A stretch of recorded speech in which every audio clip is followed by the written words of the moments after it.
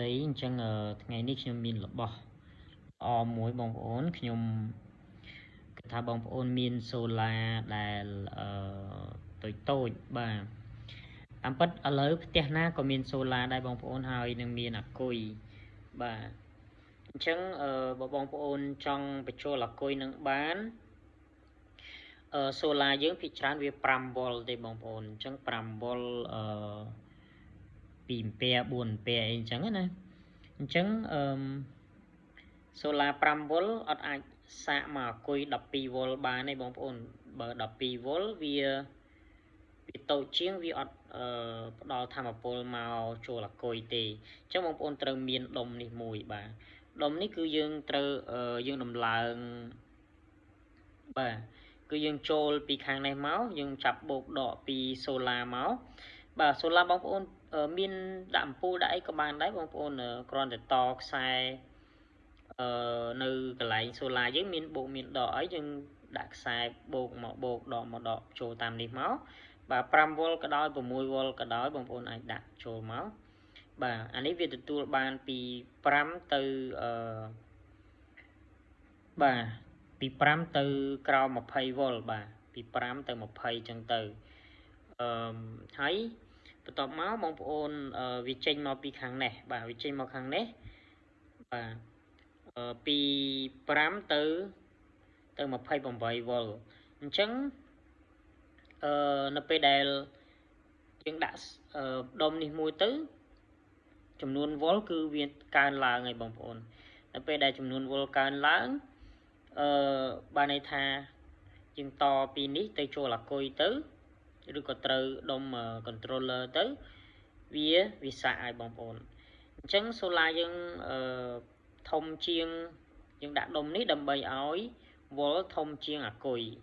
12ចឹងទៅបាទខ្ញុំសេរីឲ្យស្រាប់ហើយបងប្អូនគឺ15មួយថងនេះ15មួយថងនេះ18ចឹងទៅចឹងបងប្អូនដាក់សាកអាគុយបានបាទចំនួនអាំពែគឺ2អាំពែបាទវាយឺតដែរបងប្អូនប៉ុន្តែយើង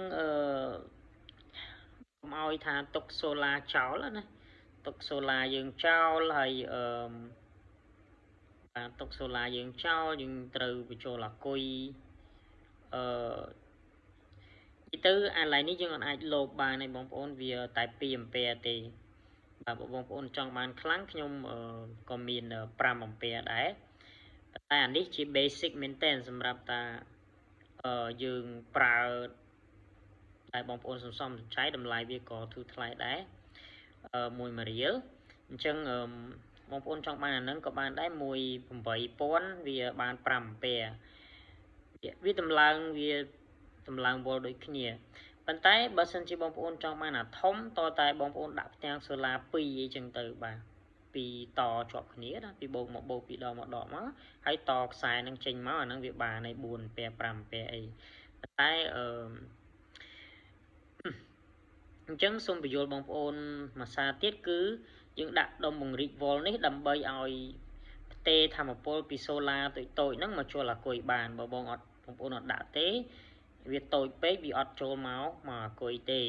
តែយើងដាក់អានេះគឺវាហូរថាមពលពីសូឡាដែលយើងដាក់ត្រូវពលឺថ្ងៃហ្នឹងពីតូចហ្នឹងមកចូលអាគុយបាទសូឡាតូចប៉ុណ្ណាក៏វាចូលមកបានដែរត្រឹម3វ៉ុល5វ៉ុលអីគឺវាមកប៉ុន្តែចំនួនអាំពែដុំនេះ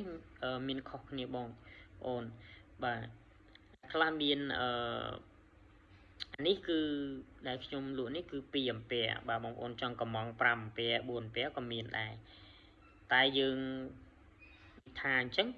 យើងកុំឲ្យពិបាកដើររកប្រទេសសូឡាច្រើនឬក៏ដាក់2 3ផ្ទាំងអីតជាប់គ្នាអីយើងដាក់មួយផ្ទាំងមកហើយអានេះ2អាំពែគឺល្មមគឺធានា 100% ថាចូលបងប្អូនយើងអាចថា2 3ថ្ងៃអីទៅថ្ងៃយើងអត់សូវមានឥឡូវវាថា2 3ថ្ងៃទៅបានពេញអាគុយណាប៉ុន្តែបើបងប្អូន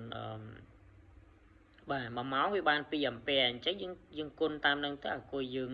20អាំពែវា10ម៉ោងបាទវា10ម៉ោងពលឺថ្ងៃណា